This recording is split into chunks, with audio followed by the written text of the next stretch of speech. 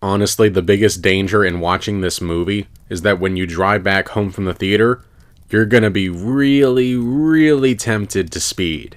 Alright, before we get started, as always, a quick thank you to my patrons over on Patreon, and a special shout out to my newest patrons, Emmanuel J. Cruz and Priam Sawick. Thank you guys so much for your support.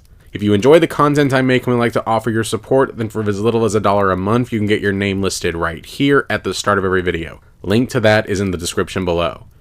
And now, let's get into the actual review. I know this track because I can't stop, man. I've raced it 1,000 times. That's what I'm talking about.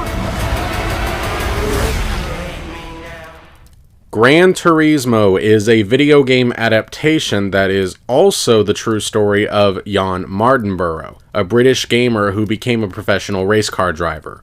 Reviewing this one is actually going to be very easy. If you enjoy the stereotypical underdog sports story, if that's a story that you never get sick of no matter how many times you hear it, then this movie is for you.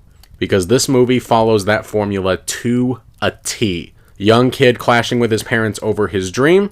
Check. A mentor who used to be the best, like no one ever was, but has a deep dark secret? Check. The stock bully competitors who are antagonistic towards the main character just because he's different? Check. This is a film that is unashamedly cliché. It doesn't try to hide it, and it almost embraces its cheese. But that's not to say this film is bad, because from a filmmaking and technical perspective, this film is actually really solid. For a film that's over 2 hours, it never felt like the pacing was going too slow. In fact, it's the opposite. There's actually times where it moves a little bit too quickly. The performances are all really good. Archie Madekwe brings a level of likability to the main character. Orlando Bloom and Jimon Hansu both fill their roles well, but the standout performance is David Harbour as the washed-up has-been turned mentor.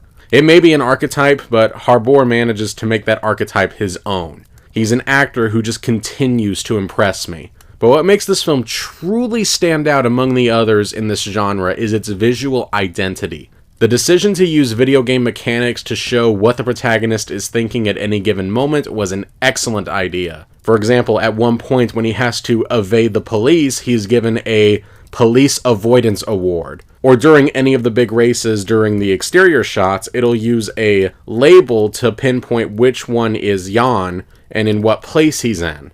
And yeah, speaking of which, the racing scenes are photographed so wonderfully. The directing of these scenes is so well done and intense that it really feels like that you're there with the characters.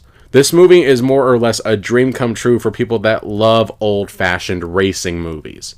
And credit for that can be placed at director Neil Blomkamp's feet, who has finally managed to make a good film since his debut, District 9, back in 2009. This film hits all the beats that you think that a story like this would, but when it does happen, it hits you really well.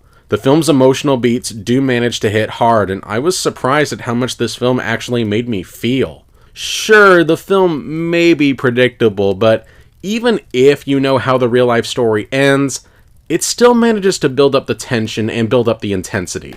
Any complaints I have are largely surface level. The romance between Jan and Aubrey wasn't terribly interesting and kind of felt like it was included just for the sake of it. Some of the sound mixing wasn't always the best, and the sound of cars racing would sometimes drown out what the characters were saying. And some characters don't really get the time to show off their personalities. Like many of the competitors of the Nissan contest just kind of fade into the background and don't really leave much of an impression. And so when some of them come back near the end of the film, it doesn't really hit you with an, oh yeah, these guys are back. It's more of a, wait, who were those guys again? Oh yeah, these people. So I wish the film had spent just a little bit more time on the contest itself. And of course, I should mention that there were liberties taken with the real-life story in order to better fit the mold of the underdog sports story. And they're not really minor changes. Now, something like that doesn't necessarily bother me because I'm usually in the camp of, hey, whatever makes the story work better or what works best thematically. But for those that do have issues with films playing fast and loose with history, that is something to be aware of. But regardless, Gran Turismo is a film that I enjoyed a great deal. I wasn't really expecting anything out of this, but I walked out of the theater feeling invigorated, feeling excited, and glad that I spent 2 hours on this story. Is this going to be for everyone? No. If you're not very forgiving on films that are just riddled with cliches, even if they're done well, then you're not going to like this film. But if you're someone like me, someone who just wants to see a story done well, even if it is predictable, or you just want to see cars racing, then you really can't go wrong with this film. This film is designed to be a crowd pleaser, and it hits that goal admirably. I can easily see a lot of tweens that go see this really getting into this, and it becoming one of their favorites that they look back on nostalgically years later. Gran Turismo gets a full shot. And I guess that's it for now. Thank you so much for watching. As always, if you want to see my early thoughts of any film I watch, or to read more of my reviews, make sure to check out my Letterboxd account. The link to that is in the description below. And make sure that you're subscribed so that you don't miss any upcoming reviews. Have a good day, and I'll see you next time.